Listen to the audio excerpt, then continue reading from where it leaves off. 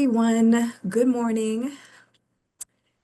Hello to all of our attendees from all around the world. Thank you for joining us at the Harvard Professional and Executive Development Seminar, What's Under the Hoodie of the Innovation Process with Instructor Ben Little. My name is Patricia Gary. I am the event coordinator at Harvard DCE. Before we get started, I have a few housekeeping items. A recording of this webinar will be sent to you via email. If you've already registered, no worries. The recording will be sent to you. The recording will also be accessible on the event page and our Harvard Professional and Executive Development YouTube channel. So it's always going to be accessible even through YouTube if you don't get the email. Okay, also please utilize the Q&A feature at the bottom of your screen to submit your questions to Ben and the Professional and Executive Development team. They will be on hand to answer any of your little questions that you have, so no worries. Our team has compiled your pre-submitted questions, and we will have that up too for the Q&A for Ben to answer. We will work diligently to answer your questions. However, if we do not get to yours, we will provide contact information at the end of this presentation for follow-up. Okay, before we begin, I'd like to introduce today's featured instructor, Ben Little, our innovation strategy expert at Harvard Professional and Executive Development.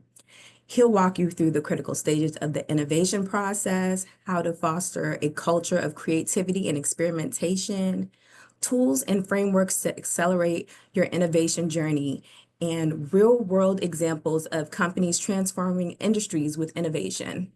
With no further ado, here is Ben Little. Thank you, Patricia.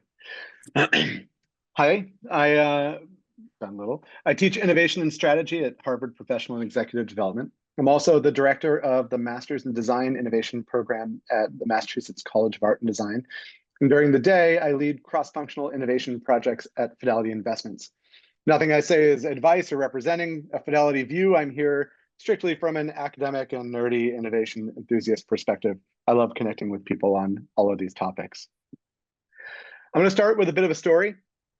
Early in my career, I made the switch from a management consulting role to an industry side innovation role. And I remember being a little frustrated in a moment where, standing outside our big fancy European headquarters building, I was told I needed to ditch the suit and tie I'd been wearing since my consulting days and go out and buy a hoodie. I was frustrated partly because I came from a working class background. Getting to don those nicer clothes, go to a place with air conditioning was something I tended to value as an accomplishment. I felt like I was being asked to put on a show, as though good work didn't speak for itself. And having worked hard to get to a spot where I could lead business discussions in a business setting like the Gherkin here, which is where our headquarters was, the idea of changing my appearance to play the part of an innovation professional honestly felt a little silly. It wasn't the first time I'd come across this idea of changing how I dressed to play the part. Years before, standing outside of the Gherkin and being asked to buy a hoodie, I had a growth company client back in my management consulting role who had a sign just like this up on the door. They equated that suit and tie experience with the opposite of innovation and growth. The world had a seeming separation between stifling normative environments on the one hand and freewheeling creativity on the other hand. I think what struck me in all of this was the notion that it mattered what I wore. I already had a track record of working with some pretty major R&D organizations on big market entries. And so the notion that we needed to adopt the symbols of Silicon Valley, like donning ceremonial robes to play the part of an innovator, felt like a sort of meaningless pageantry to me. Early in my career, I heard from a seasoned innovation leader who once told me, "You don't call yourself an innovator. It's like walking into a party and introducing yourself as a cool guy. If you say you're cool, you're probably not. And it's up to others to decide if you're innovative or not." So when I was first faced with this idea of playing the part, let's just say I wasn't entirely enthusiastic. However, as the name of the webinar might suggest, I'm not here to tell you about how I still don't own a hoodie to this day. In fact, I now own more than one. I may even have one with me. The office is freezing. But I'll call out before I go on here, the necktie is definitely a gendered symbol of business attire. So if you're into this dichotomy I'm setting up and you don't have as many ties as I've managed to keep in my life, you might update for your own symbolism of what my startup friends have called the old world of business thinking, the world that many of them felt like they escaped.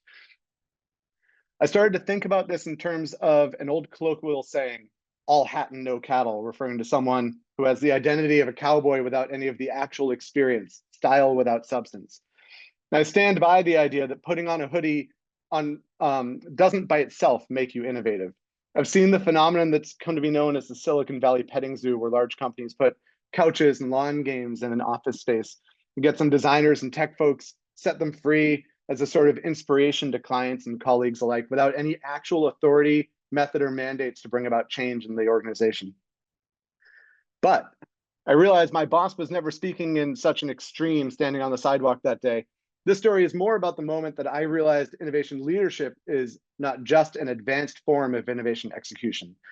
Innovation leadership requires both a good story and good underlying substance. Neither alone will do the trick. And while you might be great at building something new, you'll need something to rally support from those funding you that's more than just trust in your sense of method and what you say you're going to be doing process-wise. And while I've presented this setup as a tension between story and method, or style and substance, it's also been framed as a tension between different ways of thinking. When we're talking about innovation, we're dealing with interactions between the future, the present, and the past. And that certainly requires both our human capacity for analysis and our human capacity for imagination, which tend to operate in distinct, relatively independent systems. Given more time, I'd show you more than one model of how the brain works, but this fairly well-known division I'm showing here between right brain and left brain thinking is often used to demonstrate that our creative and analytical modes of thinking come from different systems. In an ideal state, we draw strength from both systems, but for anyone who knows which style of thinking they personally favor, you likely also know this takes active management to get balance out of these competing modes. That tension between different ways of thinking happens in our own heads. It also happens on teams and inside organizations. So I have one more framework to share, a little less simple than the two-brain model, but cognition as it relates to innovation. One of the most useful insights I've gained in recent years from the world of psychology are these two attributes that are often at odds and both, I think, critical to the innovation process. First, we have people with a high need for closure. They crave certainty and will accept early signals to make conclusions. They're less likely to revisit those decisions as more data emerges. And in structured environments and organizations that succeed with strong operations, individuals with a high need for closure are very likely to succeed. High need for closure often comes across as proving one's decisiveness, their ability for simplicity and to drive clarity, all of which can serve the innovation system's need for action orientation. However, high need for closure can also squash the creative exploration and analytical needs of an innovation ecosystem that are typically championed by those with a high need for cognition. Those folks with a high need for cognition tend to be successful in complex and evolving environments, whether that's a startup or a research lab. Those with a high need for cognition aren't necessarily smarter than those with a low need for cognition. It's more that they enjoy the act of deep thinking. Bringing this back around to my story versus method framing for our discussion today, I have a hunch that those with a high need for closure tend to be naturally gifted at wielding the power of story, while those with a high need for cognition tend to be very comfortable engaging with method. Story holds all the traits of convergence and simplicity that are valued by those seeking closure, while innovation method tends to give the space to explore and analyze, serving those seeking cognition.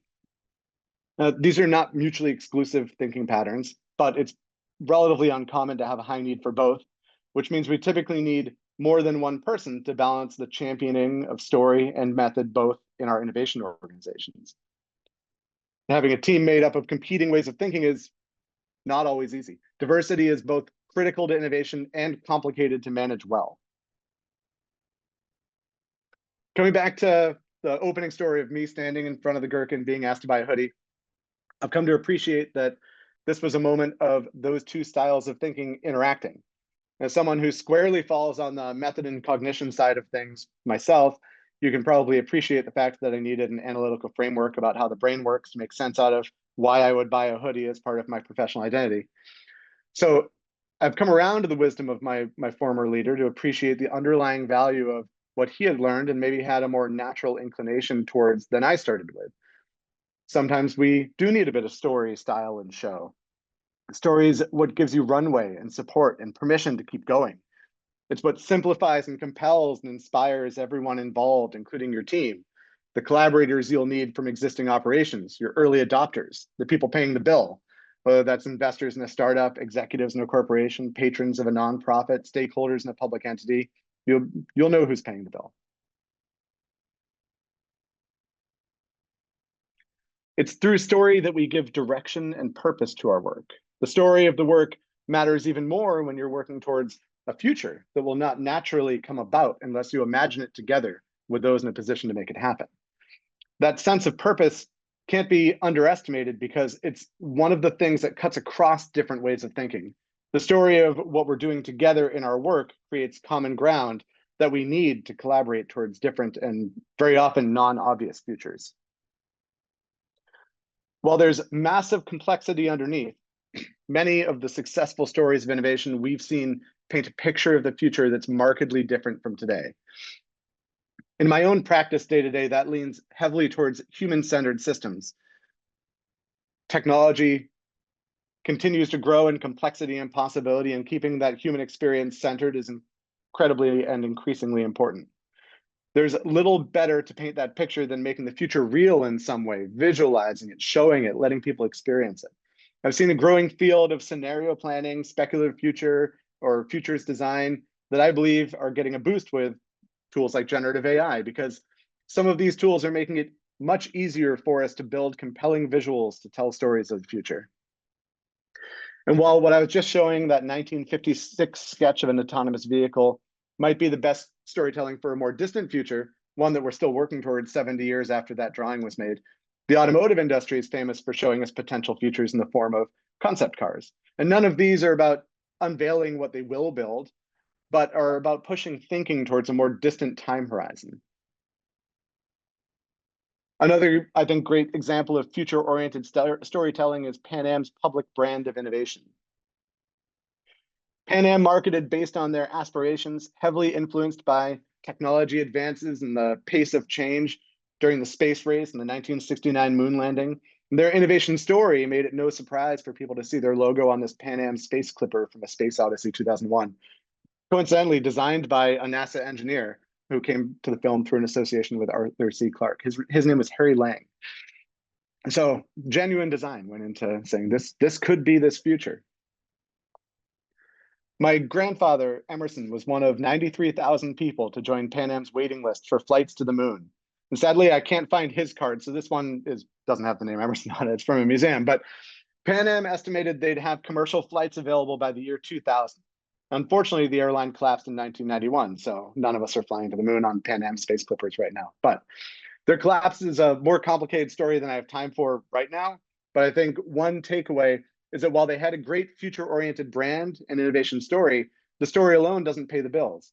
Unfortunately, after 64 years of operation, Pan Am collapsed from a number of factors, but one of the big ones was that very same pioneering nature had them launch a large fleet of fuel-hungry 747s just ahead of the oil crisis in the 1970s.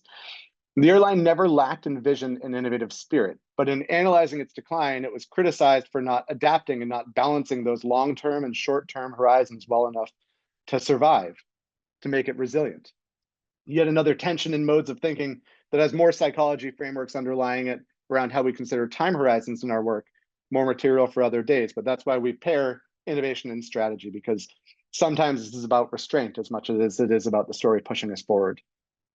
I tend to think of Pan Am's story as illustrating that vision alone is not enough without the moderating effects of market sensing and strategic prioritization.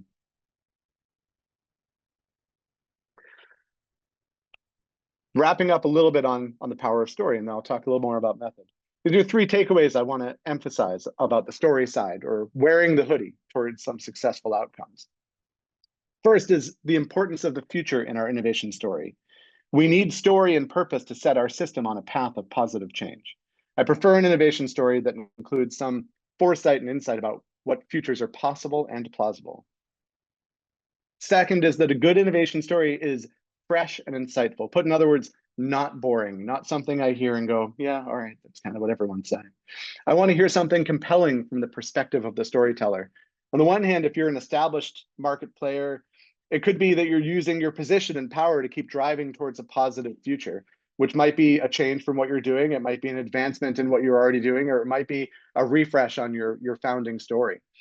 If you're a new entrant, you're probably offering some underlying shift in perspective about how you're going to change things because you see things differently than the incumbents.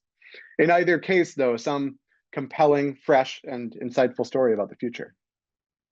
My final point around a good story for innovation leaders is simplicity, but not just for the sake of simplicity. Humans are pretty good at spotting the difference between a story that's simple because it's shallow versus a story that is simple because someone has summarized from a substantial depth of complexity, worked through all that nitty gritty to come out with something that seems simple but wasn't simple to get to. The best stories I see make the world simpler because they've thought through things in depth. I want an innovation story that carries both that simplicity and substantiality in some way that tells me the foresight and insight embodied in it are trustworthy.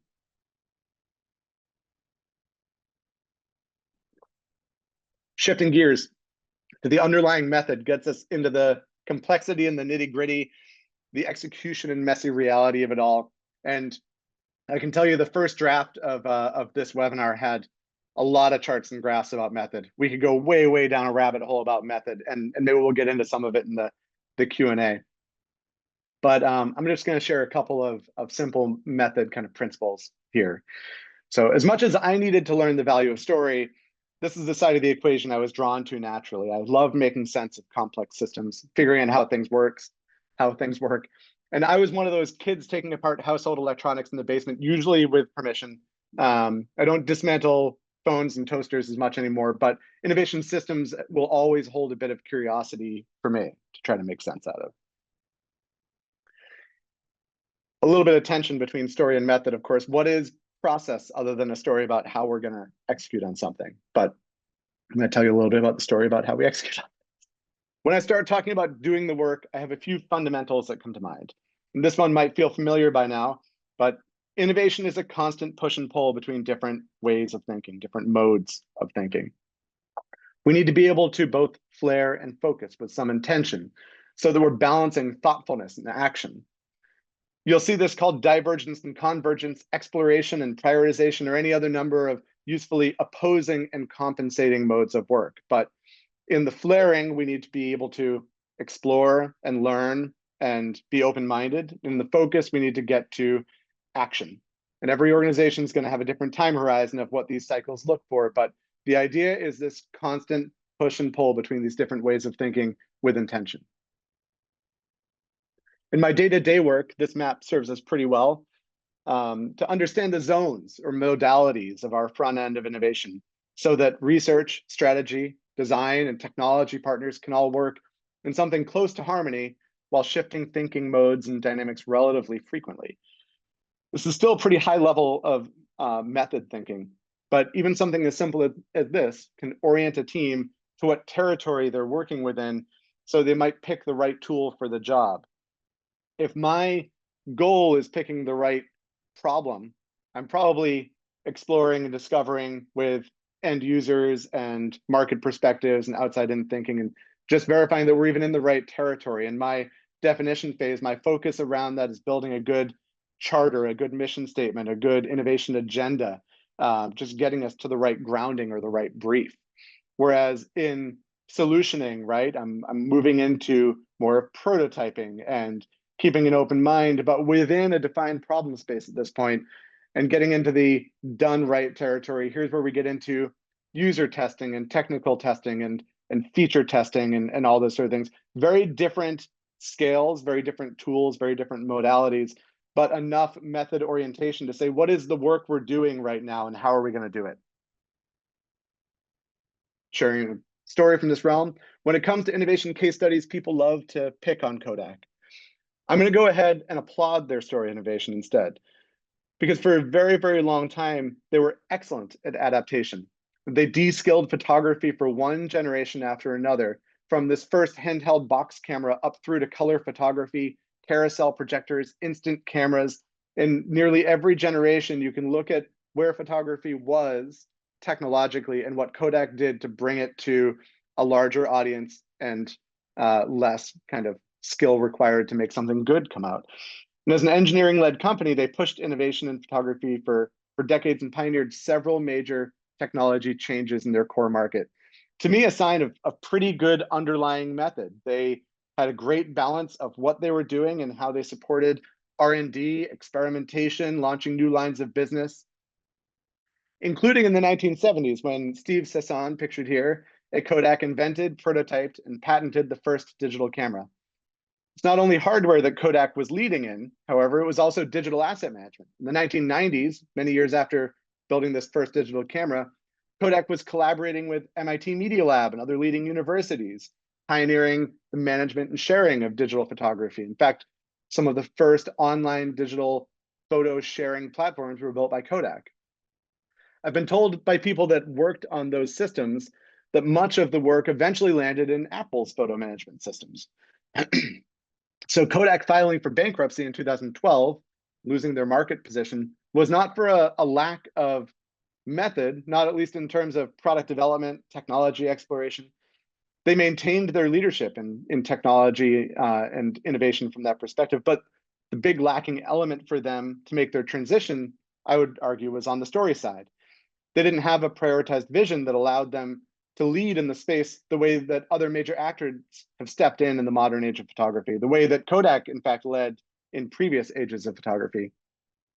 Despite successful method around technology and product development, the story at Kodak was stuck in an era of industry structure that prioritized printing photographs. And in many ways, the successful stories of earlier generations, the stories of what Kodak was as a company and how it succeeded, stuck this innovation powerhouse in too defined of a lane that they couldn't quite maneuver out of when it mattered most.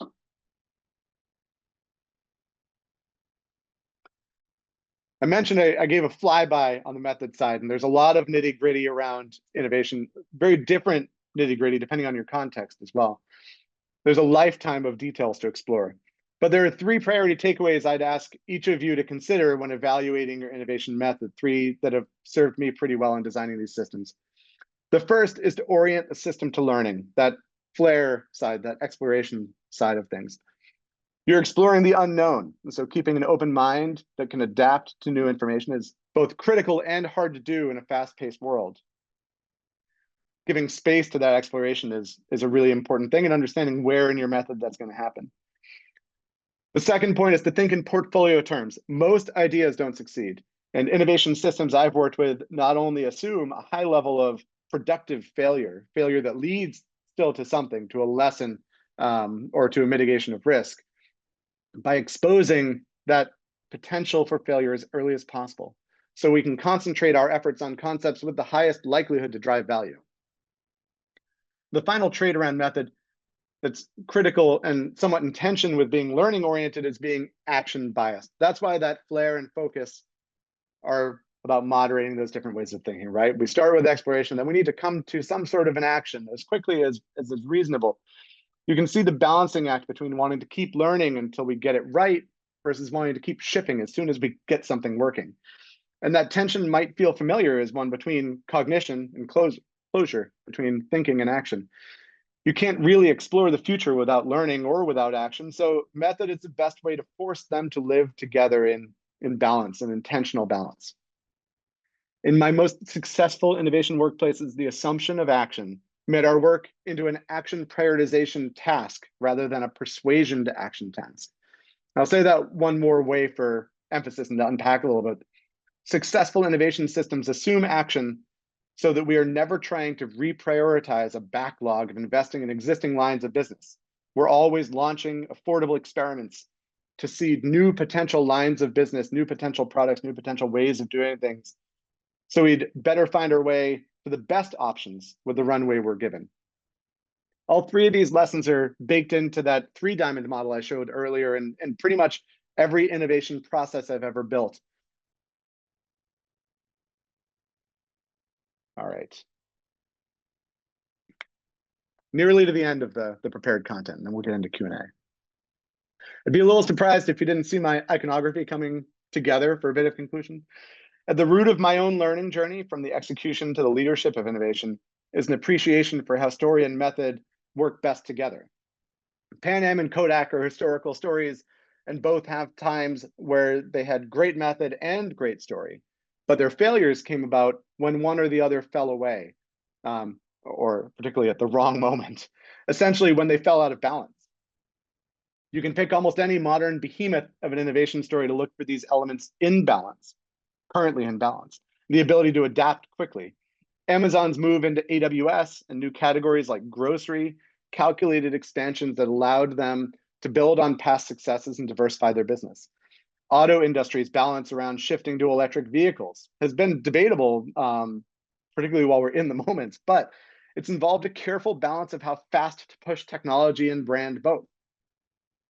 A little closer to home for me, many large financial services companies have navigated major shifts in the market in recent years to balance fee compression, blockchain, AI, and whole new high standards of customer expectations on digital self-service options, or put another way, really awesome and powerful consumer-facing apps compared to where we were many years ago. I have 3 summary takeaways that I think will lead you to some success in innovation. I promised some takeaways, right? First is in defense of the hoodie. My former boss wasn't all wrong. As much as I've learned that donning the ceremonial robes of innovation are indeed not enough on their own, there is something important to playing the part, rallying support, shifting people's thinking towards a new way of looking at the world. Second is in defense of method. You'd think method needs no defense, but the power of story is profound enough that I've seen plenty of examples of innovation in style, but not substance. Of method, I'd say that when your organization lacks innovation as a spelled out method, it's left to either the heroic effort of some committed actors to take on the corporate antibodies, those reflexes that come out to say, that's too small, that's not the way we do things, where's the budget coming from that? Or it might be left to the opinions and whims of those in position to drive change, which is not always bad, but certainly comes with its own challenges to overcome. And finally, last but not least, is some awareness of the different styles needed to get to success. With more time, I'd dive into the broader topic of diversity and why it's critical for really great innovation programs. But for today, I'll put it simply to say, we need at least more than one way of thinking, more than one perspective. So for you to lead an innovation program, I'd strongly recommend you start with some introspection about what your style is and how you make space for competing styles that will get you to better outcomes. There's so much more on these topics. I can tell you about the importance of metrics and how we should measure potential growth rather than incremental margin.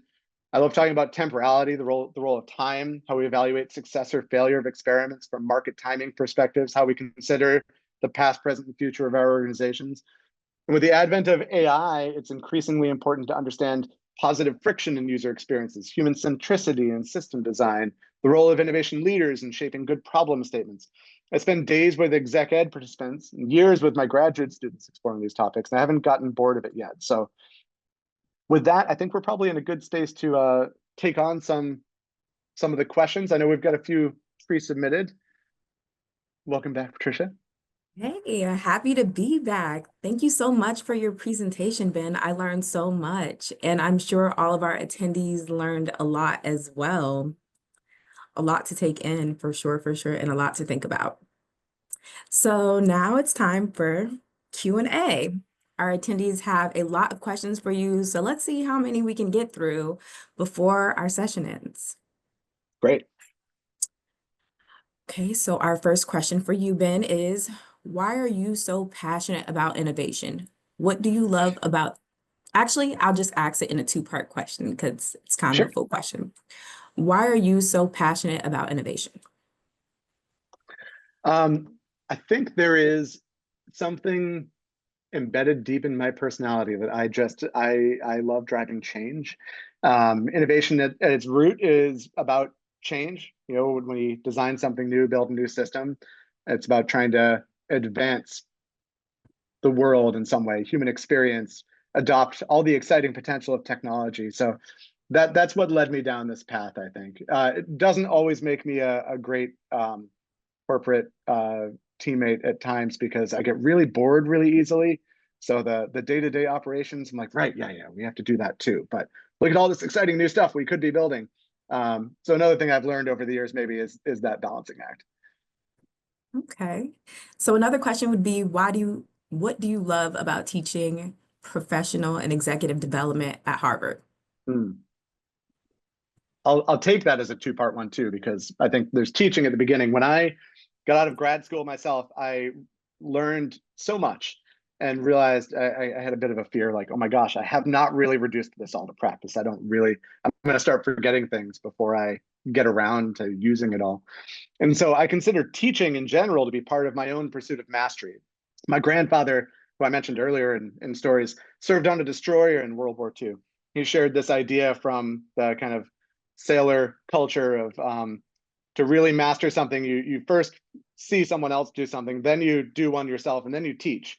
And teaching for me has a sense of stepping back from my day-to-day work to think about what I'm doing, think about the broader theory and practice and method and story and all that, about what I'm doing and how I could do it better, and maybe explore dynamics that are not so obvious day to day, but when you step back and you unpack and you have to explain it to somebody else and see how that lands in their context, gain that new perspective, which will bring me to the teaching, particularly in the Harvard Executive Ed Division of Continuing Education realm.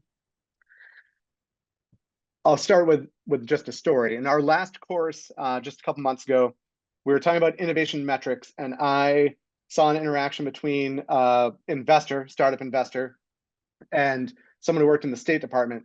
And in metrics, we were talking about value and how abstract that concept is. How are we driving value? And from an investor perspective, well, it comes down to revenue, right? How could it come down to anything other than money, in a sense? And this person from the State Department talked about a metric for them, which was reducing the number of folks that go into terrorist organizations. And I thought, well, that is a really profound metric, right?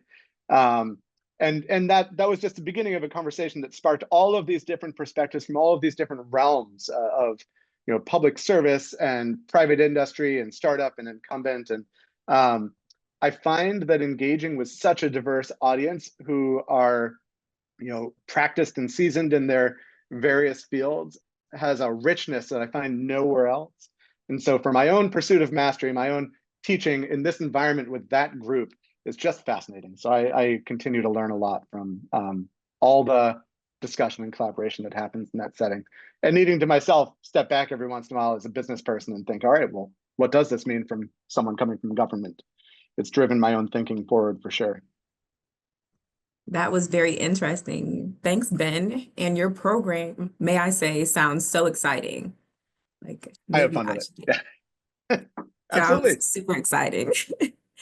And I'm sure for you people here are looking into opportunities to dive deeper with you. So our next question is, what are some ways a person can cultivate a spirit of innovation within themselves?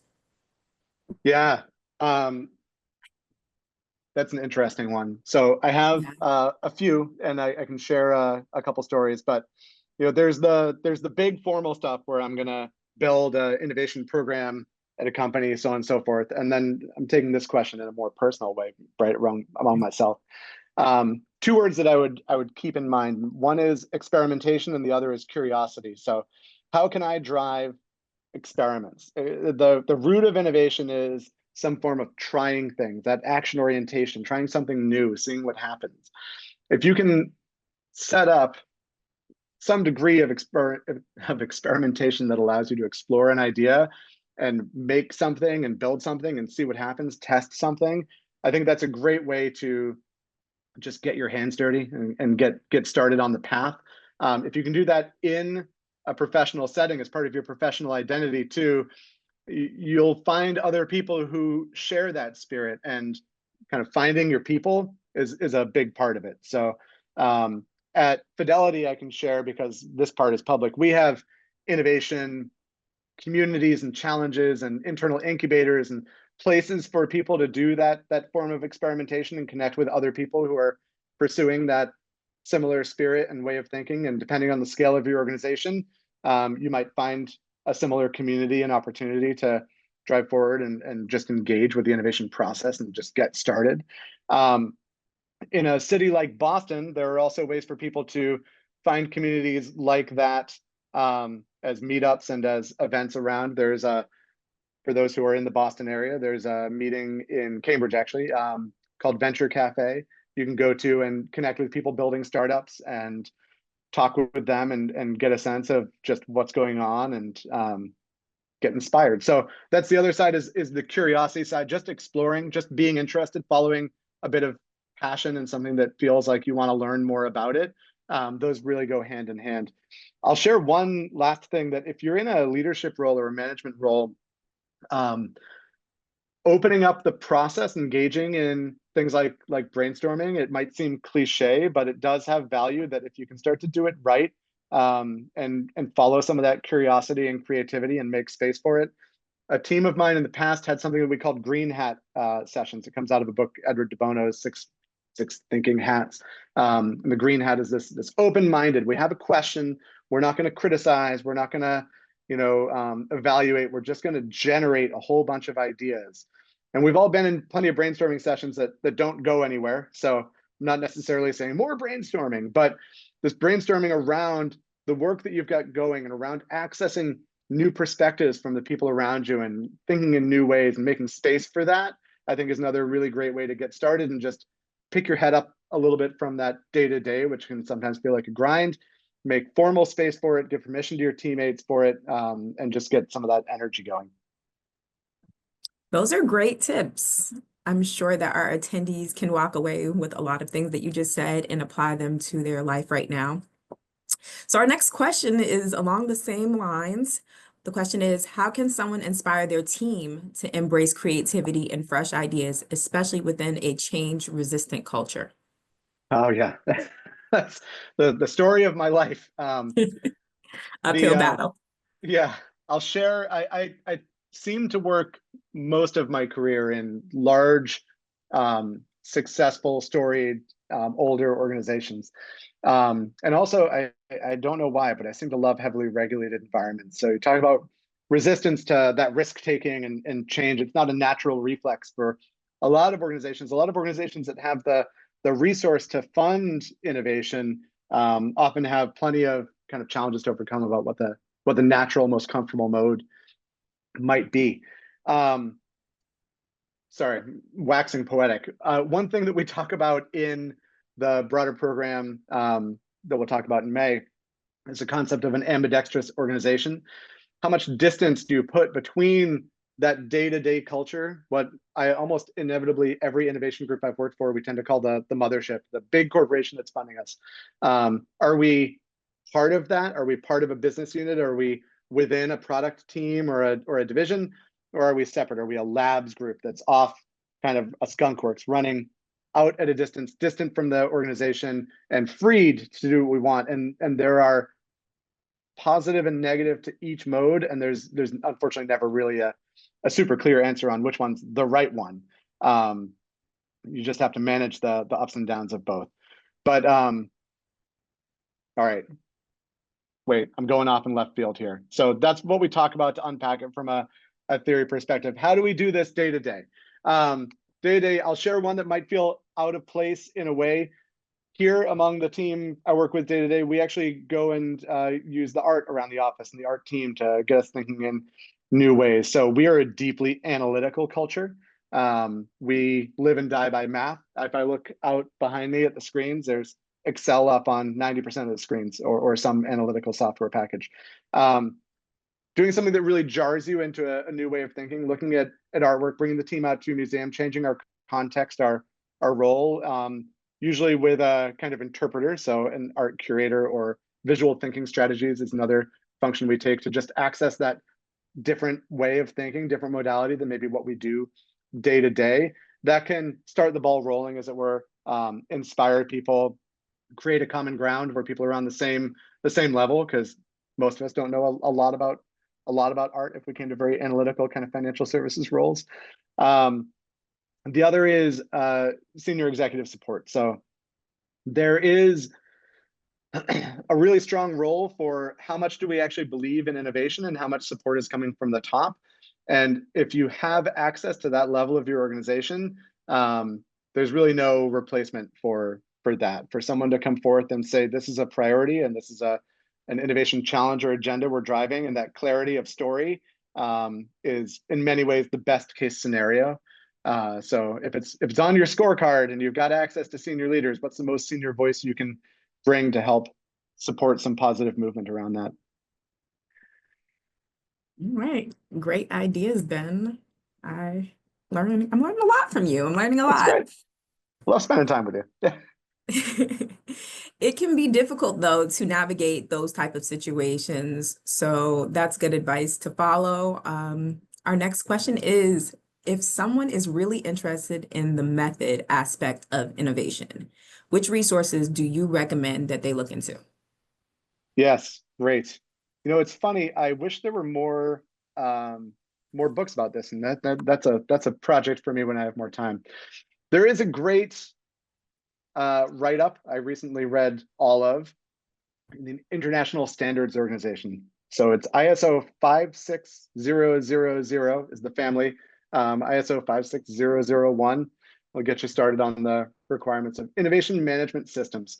And I have to admit, I first read it with heavy skepticism. I was unsure if it could really capture the complexity and nuance, which they did by making it hundreds of pages long. But in that, there's a lot of nitty gritty, and the broad framework they have right at the top. You'll see that leadership aspect that I touched on just a minute ago, right? Within the middle, you've got a pipeline, the kind of typical, we're moving from concept to something launched that provides value, and all of the abstract systems, but in excruciating detail, that happen within that. The overarching system, how do we drive quality and efficiency and measure KPIs? A lot of that is within the ISOs, and that's a spot I would definitely point people towards. And the other direction is looking at peers. So finding other organizations that you can connect with that are going through this path. There's really very little replacement for where, as much as the ISO will give you a blueprint at an abstract level, still in a lot of detail, but you're going to need to reduce it to your context. Finding other folks who are already in your context will give you the other end of that spectrum. So finding innovation leaders, meetups, or groups that you might be able to ask and say, what method do you use? I go to plenty of innovation conferences. I often don't even have to travel living in Boston for them. There are many around the world, but a lot of people are trying to figure it out too. And so there's a great, I think, community of sharing practices and methods and maps. I have a couple of my own from the past that, even organizations that don't exist anymore, but I go, wow, we did a really good job on method. We didn't do as good a job on, keeping the story going to keep our funding. Hence maybe where I learned the hard way some of today's story. Very interesting. And I'll have to take a look at a few of those references later. Let's talk about a slightly controversial topic. Oh, great. Yeah. This question is for you, and it's about, how do you see your current technological changes, for example, AI, machine learning, impacting current innovation strategy processes? Yeah, no, it's a great question, and top of mind for so many. You can imagine the various places I work have various different perspectives on this. My heavily regulated day job, we are very bullish about technology, but also very, very careful about launching it. But I'm over on the other side of town at an art and design school. There's a lot of sensitivity about generating art based on other people's work, and what does that mean for authenticity and that whole realm. And then over at Harvard, when I talk about innovation method and process and strategy, it's, well, how do we actually reduce this to practice? What's usable? I think that there is a great opportunity for what I tend to call like the power tools of innovation coming about here. And there are some that are already in use. Some things that have been in use that if I think of like photography has so much machine thinking built into me taking a good photo on my phone, right? Well, sorry, can you see that? Yeah. But we didn't necessarily call it AI. for a while. Now maybe we do. Some of the tools I use day to day have definitely been more explicit about this is the AI portion. So what are some of the opportunities in that? I think one I mentioned briefly earlier, but I'll mention it again just for emphasis. Visualizing the future. I am not all that great at drawing things. It's never been a particular skill set of mine. My mother's an art teacher. She tried her best. But I sure can prompt AI to paint a picture for me. So that image of an autonomous car, we showed from the 1950s earlier. I might have a much quicker time telling that story now using some of the visual generative AI tools and even getting critique and helping refine those stories. We're effectively de-skilling some of that storytelling power that we need in innovation. We're always talking about something that doesn't exist yet, right? Well, almost always. Hopefully towards the end of the process, we're talking about something we've actually built. But earlier in the process, that story aspect requires a toolkit that has gotten so much stronger and continues to get strong as investment keeps going in that space. The other one's around analysis and the learning side of things. So I do a lot of end user research, market research, and I ran experiments in this space years ago, 5-6 years ago. We invested a whole bunch of money in kind of early AI platforms to look at how do we analyze market trend data and news and patent data. And it was all right, but not great, not necessarily driving things forward, not necessarily changing what we're doing. We're trying to replace some of what we were doing with a little more automation, and it wasn't for what we were doing quite ready yet. And I have a different story now. Now we are using tools that are much cheaper, much more powerful, and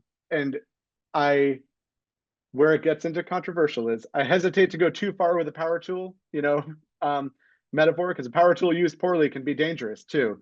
I don't know if I know what all the rules are yet for some of these tools from an analytical perspective, how we manage bias, how we manage what is unseen, what comes out of the black box.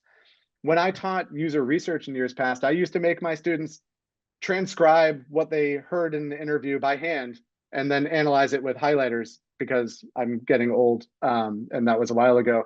And it took me a little while to use an automated transcription system, right? Now I let my students off the hook a little bit, and they can use some of that automation and some of that sentiment analysis. But my reasoning in making them do it the long way was to understand what they were giving up when they started using the faster tools. And some clarity on really understanding what we're giving up is where I still have that bit of moderation. However, I'm deeply optimistic, and I'll give one more example around that. From an analysis perspective, when we load, say, a few hundred hours of user interviews and a whole bunch of market data and survey data, proprietary, non-proprietary, into a knowledge base and unleash a bit of AI to help serve up potential patterns and insights, it can get to information and observations that are unreachable, were previously unreachable by a human-powered approach to things. When I start a new project now, I'm typically looking at a corpus of information that we've built on past projects and starting with a bit of what do we maybe already know or what could inspire out of this existing body of research. That was not possible even just a few years ago, or not possible at the kind of economic scale we're talking about now. And so I'm pretty excited about what that can do to get us to new ways of working. As long as we keep on that controversial side of recognizing we still have a lot to learn too. Interesting thoughts, Ben. Thank you. So we're reaching close to the end of your innovation webinar, but I do want to get like one or two final questions in before we shuffle away. Our next question is there any difference in approach to innovation when working with a large corporate structure versus a startup? Oh, yeah, for sure. So your stakeholders, it's all about the money. Your stakeholders are so different. In a large corporation, also your incentives are different, right? In a large corporation, the risk tends to be shared and systemic, and your salary will often be available to you at the end of the experiment. So the governance around innovation is just wildly different in a corporate setting when you're an internal innovator. That also drives a different risk tolerance and what risk looks like and how you take on that risk from a personal, professional perspective. How that is rewarded or not rewarded or punished inside a corporation all matters. All that context matters, but it ends up being a bit more systemic. In an ideal state, I think that a corporation will tend to think in a portfolio and explore concurrent multiple hypotheses more than one approach to what the answer might be. In a startup environment, and I have worked in a couple of startups, the portfolio can be a little bit dangerous, right? So I tend to want to work on a smaller set of options, a higher sense of prioritization, and drive through to success or failure. And my role is maneuvering at that point, not managing a portfolio of 2 or 3 what ifs, or it might have been, or it could be. But you know what? I'm pretty sure, I think it'd be this. Let's go after it as fast as we can, because we have a limited runway. And so those modes tend to be different. And from a portfolio perspective on the startup side, realistically, that ends up looking like multiple startups. So in the corporation, I might have multiple startups, or the equivalent of a startup inside that corporate innovation structure. Whereas an investor might invest in more than one actor, or multiple investors definitely will invest in more than one actor going at a potential change. And the success or failure is at the organizational level. The individual entity is going to succeed or fail, not the project, as it were. So you end up with I think, wildly different environments, even though it might be similar people in each setting. I'll call out too, I appreciate someone looked up, just to make sure I clarify on the ISOs, 5.6 with 3 zeros, not 2. So thank you. Thank you so much for following up, Ben. I'm sure they found that really helpful. Okay, on to our last question. Today's webinar has flown by, so this will be our final. How much of the innovation process includes researching what competitors and other companies are doing? In order to stay ahead of the curve, are you competing directly with others, or are you solely focusing on yourself and how you can innovate further? It's funny, that is in some ways a deeply philosophical question, but there's also a deeply practical side. So in the environments I've worked in large corporations, we tend to not want for competitive perspective. We have pretty strong, I mean, other people are analyzing our category for us. And so we have a lot of competitive perspective coming at us. In a smaller environment where you might have to decide, do I do competitive research or user research, is the trade-off I tend to think of. If I were to be forced to pick one, my personal professional preference tends towards the user research, and I'll tell you why. If I can uncover a novel perspective from a user, find the right user who is indicative of a future, I can get to some sort of a useful, meaningful, non-obvious perspective that I can go after. And if I can get that user base to really love what we're doing and engage with them, I'm probably building a new, fresh, and really well-grounded perspective on something innovative and something really, really new. Now, I still need to do, I said forced to choose, but I still need to do a little bit of like, am I just recreating what other people are doing? Is this actually non-obvious? And that's where, I can't be completely blind to competitive action, or I'd say not necessarily competitive action, but market action, which is bringing me to the other side of, if I were to only pick a competitive perspective. And one of the things I find as sometimes a danger in competitive perspective is that cohort or category-based thinking of, I define the world based on my worldview as an incumbent, around, well, here are the 3 actors that are the similar scale and style to us. And it can create a really strong blind spot around what's coming up quickly from other folks that we don't consider a threat. And I'd point kind of to the Kodak story of, their massiveness compared to, then bankruptcy and now reemergence as a much smaller actor, had to do with a major shift in what the competitive category and the kind of metrics of competition were underlying, right? The way people engaged with the core photography element, what that meant to people, what the behavior was. If I were to pick only a user-based view, I might have an easier time latching on to that shift or identifying that shift, again, with a whole bunch of caveats of the right user research done well with the right audience. Whereas a purely competitive cohort view is going to tend to reinforce the biases of, this is the way the industry is structured, these are the competitors I'm looking at and who I care about, so on and so forth.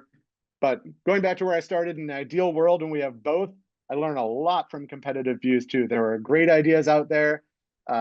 I don't need everything to come from me. We can license things in, we can partner with people. Innovation, if it has to come from the brilliance of your own creativity or just the people around you, it could go great, but it's better. It's better to be inspired by the whole world Better and all the possibilities out there. Yeah.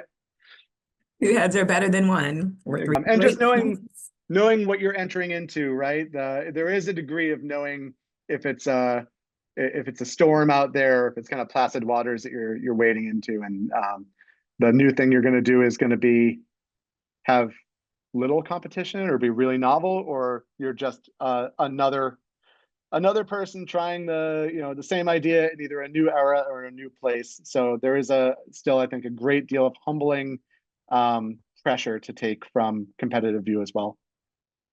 Okay. Great points were made as usual, Ben. Thank you so much. That was a great way for us to conclude today's session. Thank you so much for your time today, Ben. And thank you all for attending and for engaging with your thoughtful questions. This brought a lot to this webinar. Thank you so much. Also, if you've enjoyed what you learned today and would like to dive deeper, we encourage you to register for Ben's upcoming Innovation and Strategy program, which is coming up May 21st, 2025. Registration is now open. There is a QR code. If you can see the slide right now, there's a QR code in the middle, so feel free to use your phones for that.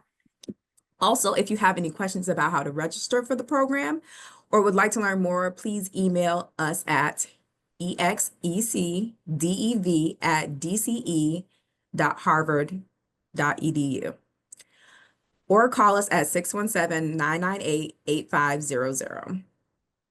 Just to remind everyone, a recording of this webinar will be sent to the email you used to register. It will also be uploaded on the event webpage and available on our Harvard Professional and Executive Development YouTube channel. So stay tuned for that. That will be uploaded in usually a week or so. Finally, we encourage you to follow Harvard Professional and Executive Development on social media to stay updated on programming, hear participant testimonials, and learn tips from our instructors. All right, guys, we thank you so much for spending time with us today and this afternoon, and we hope to see you in our program soon. Bye. Thank you.